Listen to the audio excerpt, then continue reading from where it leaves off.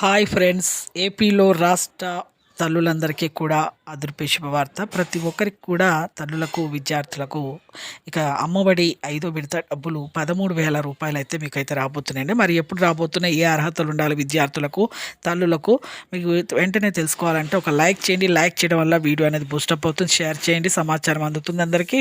ఇక సబ్స్క్రైబ్ చేయండి. కొత్తగా చూసేవారు పక్కన ఉన్న బెల్ ఐకాన్ గంట నొక్కండి.